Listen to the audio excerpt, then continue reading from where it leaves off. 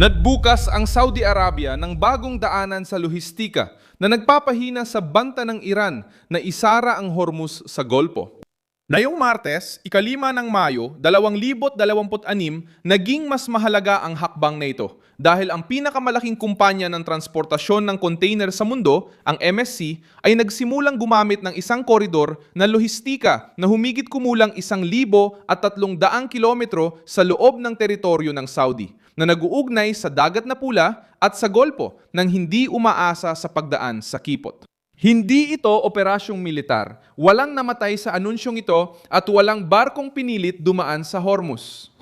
Dumating ang sagot sa ibang paraan, gamit ang mga daungan, truck, mas maliliit na barko, mga oleodukto at rutang ginagawang panangga ang heograpiya ng Saudi Arabia laban sa presyo ng Iran. Ikukuwento ko lahat yan pero siguradong gusto mong mag-subscribe para manatiling may sapat na impormasyon. Hiyaw time na impormasyon, mataas na kalidad ng pamamahayag at kredibilidad ni Milson Alves. Ang tinatawag na tulay na 1,300 kilometro ay hindi isang pisikal na tulay sa ibabaw ng dagat. Ito ay isang koridor na lohistika. Ang mga barkong mula Europa ay dumarating sa mga pantalan ng Jeddah at King Abdullah sa Saudi Arabia sa Dagat Pula.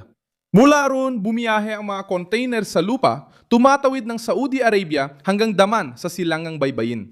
Pagkatapos, ang kargamento ay ipinapamahagi ng mga barkong tagapamahagi papunta sa mga pantalan sa Golpo, kabilang ang Abu Dhabi at Jebel Ali sa Dubai. Sa praktika, pinalitan ng MSC ang isang delikadong bahagi ng rutang pandagat ng kombinasyon ng pantalan, kalsada at pantalan, kaya nababawasan ang pagdaan sa kipot ng Hormuz. Sabi ng Riyadh sa merkado, hindi kailangang huminto ang lahat kahit may banta ng Iran. Habang ginagamit ng Tehran bilang paninikil ang makitid na bahagi ng dagat, ginagawa naman ng Arabyang Saudita ang teritoryo nito bilang koridor ng katatagan. Ang MSC sa pagtaya sa rutang ito ay nagpapadala ng simpleng mensahe. Kung maging bitag ang Hormuz, maaaring dumaan ang kargamento sa Dagat na Pula, tumawid sa disyerto at makarating sa Golpo sa ibang daan. Habang mas maraming kumpanya ang gumagamit sa alternatibong rutang ito, lalong humihina ang kapangyarihang manikil ng Iran. Hindi nag-iisa ang hakbang sa lohistika. Autoridade Portuária Saudita, MAWAN, nagdagdag din siya ng bagong rutang pandagat na nag-uugnay sa Islamic port ng Jeddah at Kobe, Nagoya at Yokohama sa Japan, Xiamen, Yanxiang at Nansha sa China, Rotterdam sa Netherlands, Hamburg sa Germany at Southampton sa United Kingdom. Ang inihayag na kapasidad ay hanggang 3,000 at isang standard na container.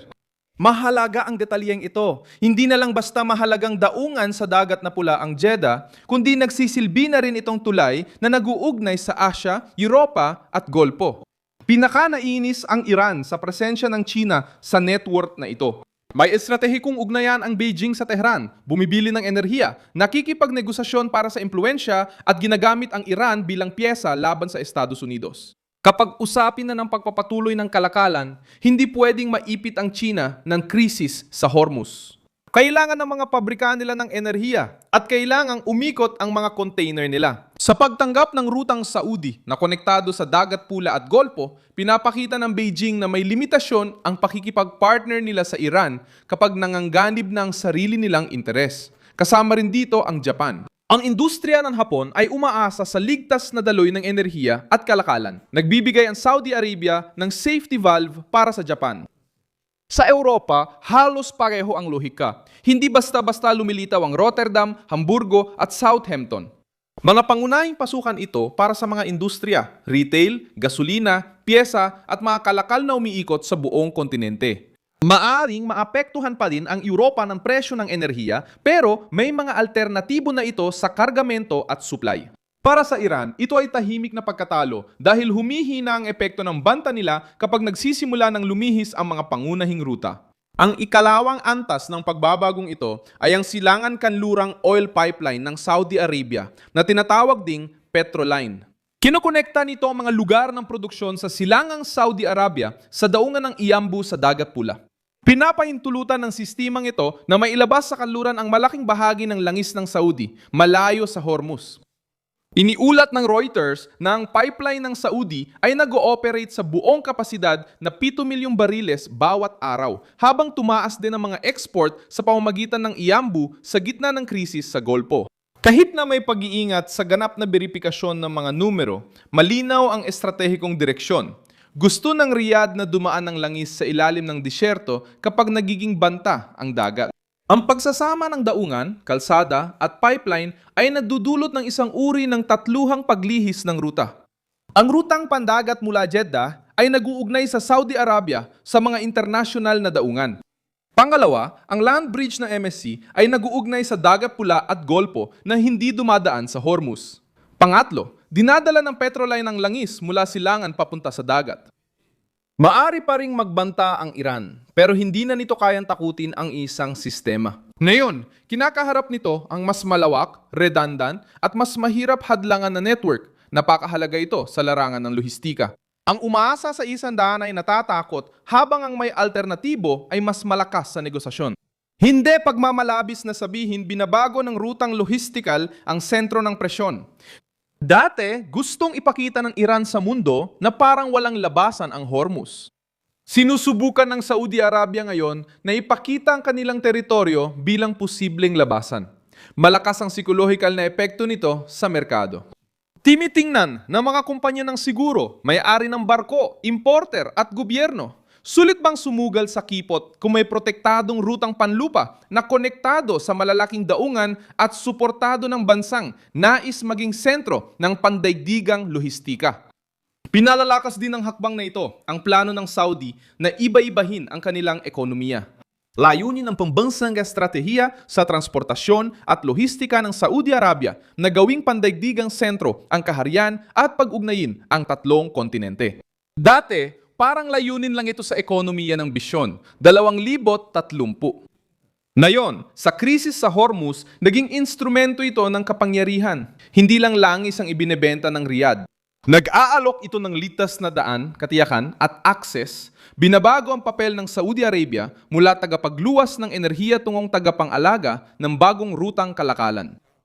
Malalim ang problema para sa Iran. Ang lakas ng Tehran at Hormuz ay nag-uugat sa heograpiya. Ang kipot ay makitid, sensitibo at di mababaliwala. Pero ang heograpiya ay maaari ring mapagtagumpayan ng infrastruktura. Nakakatulong ang kasaysayan para maunawaan ang laki ng pagbabagong ito. Noong digmaan ng mga tangkero sa dekada 80, ginawang larang ang militar ang transportasyon ng enerhiya dahil sa mga pag-atake sa mga barko sa Golpong Persiko. Tinukoy ng Britanya na ang yugtong ito ng digmaan ng Iran at Iraq ay may kasamang pag-atake sa oil tanker at barkong pangkalakalan. Nagresulta ito sa interbensyon ng hukbong dagat ng Estados Unidos noong 1987. Ipinakita kung paano nahihila ng seguridad sa dagat ang mga makapangyariang bansa sa regional na tunggalian. Ngayon, sinusubukan ng Arabyang Saudi na iwasan ang pagsolusyon sa krisis gamit lang barkong pandigma at tumutugon din sa pamamagitan ng infrastruktura. Isa pang halimbawa mula sa Emiradong Unidos. Ayon sa pandaigdigang ahensya ng enerhiya, ang oil pipeline ng Abu Dhabi Fujairah ay may habang 400 kilometro mula Rabshan hanggang Fujairah, na may orihinal na kapasidade na 1.5 milyong bariles bawat araw at kasalukuyang kapasidade na halos 1.8 milyong bariles bawat araw. Ang estrukturang ito ay ginawa talaga upang payagan ang pag-export sa labas ng Hormuz. Ibig sabihin, hindi nag-iisa ang Arabia Saudita. Ang United Arab Emirates, Iraq, Turkey at iba pang regional na aktor ay naghahanap ng alternatibong koridor dahil alam nilang ang pagdepende sa iisang lagusan ng dagat ay nagbibigay ng labis na kapangyarihan sa Tehran. Ngayon, ang susunod na mangyayari ay ang pagpapalawak ng tahimik na labanan na ito. Kung mapapatunayan ng ruta ng MSC na gumagana ito ng regular, maaaring palakasin o kopyahin ng ibang mga kumpanya ang modelong ito.